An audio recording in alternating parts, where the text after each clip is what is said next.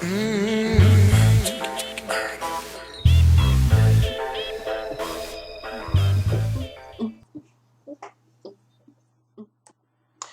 morning, good day, good evening, good night. This is NollywoodForever.com. Please excuse me if you see bits in my teeth. I was eating pick and mix. I don't know if you guys know Woolworths, but they used to do pick and mix, and Tesco's now do like a Woolworths kind of pick and mix. And I'm not really into sweets, but I just got excited, like remembering Woolworths. It was like a bit nostalgic.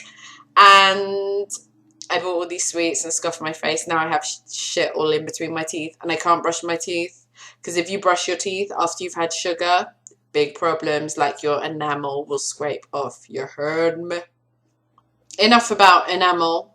The reason that I'm here today is to talk to you about the film Amina. I don't know if you've heard about it, but Omotola was the headliner. She was the one on all the flyers that were going around. It was a big Leicester Square West End premiere, similar to Mirror Boy. Like, it was major. And so Will Smith was the other lead. No, it's not Will Smith. OMG, how did I say that? Will Johnson. Will Johnson was the other lead role. He's a British black actor. I think he's of Jamaican descent. So he was the other guy, and you know, he's pretty well known here. He did things like Baby Father, I believe. I better stop talking before I just start giving him the wrong resume. But he was in it. Omotola was in it. Van Vicker was in it, albeit briefly. He was there, looking good, but OMG, look at my hair. Okay, hold. The main characters are Omotola, who plays Amina, Will Johnson, not Will Smith, who plays the psychiatrist or psychologist, and Van Vicker, who plays Omotola's boyfriend very briefly. So they all did a great job. Van Vicker, don't really know what he was there for. I'm assuming it was the eye candy factor. It is always nice to look at a good looking man, even if his acting isn't that great. But to be fair, earring trouble. To be fair, he wasn't that bad. He was okay, but he was just pointless. That doesn't really give you guys much hope, does it? Let me tell you about the story. So we have Omotola, who they show as a girl, like as a child, like teenage years, with her parents, and she has a lot of friction with them. So much so she likes going out partying with her friends, hanging out with boys, and her dad doesn't like it. Her dad happens to be Jamaican, as you would know when you watch it, because he's always screaming Bomber Clot, which was apparently the funniest part of the movie. Not that the movie is supposed to be funny, but her dad's screaming Bomber Clot, Ras Clot, and the mother has a British accent. At this point, Omotola, when she's a kid, is played by a different actor and actress, and she is British. So it's a mixed race British girl. And so she has a lot of friction with her parents. She ends up getting pregnant and moves out. This is the start of all her trouble, because then she basically ends up going crazy. So it's a mental health story. She ends up being sectioned, put into a mental institution, and you know, she's there against her will, so obviously she's drugged. There's other people that are there like her. So that's the basic story. It's like a young mother's fight to get her daughter back, because once she goes into the mental institution, she no longer has her daughter. So the whole movie is really about her fight to try and get out to be with her kid. So Will and Omotola were both great. Acting was great. The people in the mental home were fantastic. There was one girl in particular. She was always wearing pink and running on the running machine. She was hilarious. She was really good. They did do their research really well. Apparently this film was made as some sort of learning about teaching people about mental illness, and it was shown in different health authorities.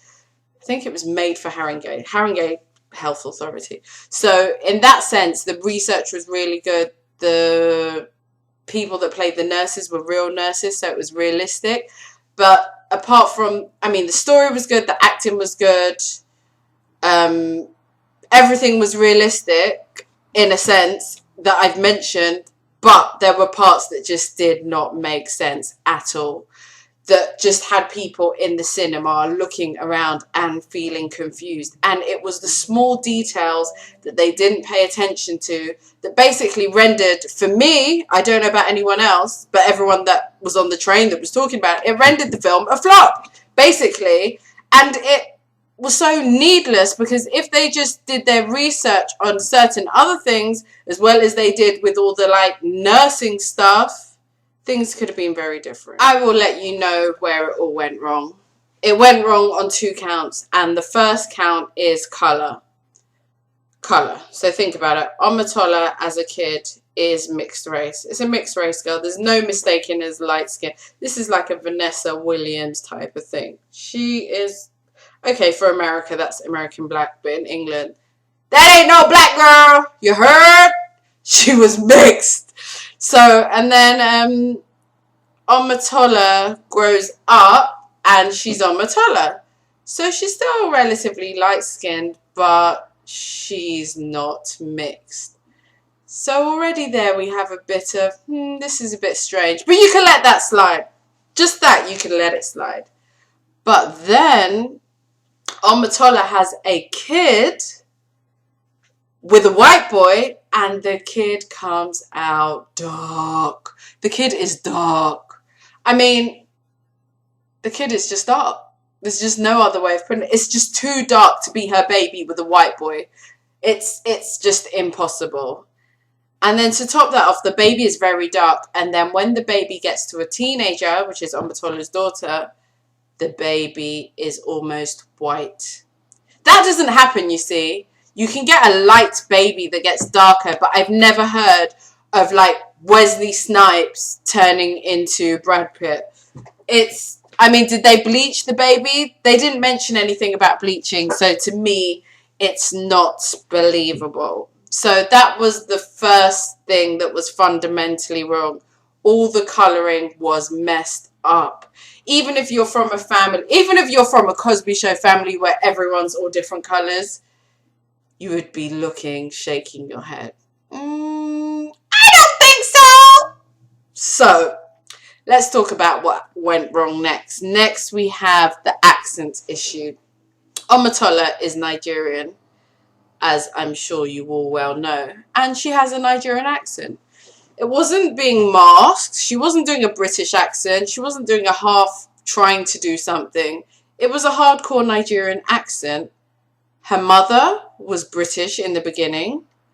Her father was Jamaican. Towards the end, her mother developed an African accent, which was very strange. And Omotola, as an adult, had an African accent.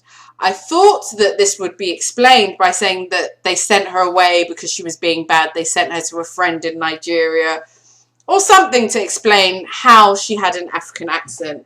Or maybe she hit her head and there was some disorder where she just came with a random accent, or she started living in Thamesmead or Peckham and started hanging out with Nigerians. But I got to the end and there was no explanation on why Omotola had a Nigerian accent. And I was scratching my head and I was rocking. First of all, I was rocking because it was going from bad to worse, and I really, really wanted to like this. I was so looking forward to seeing the film.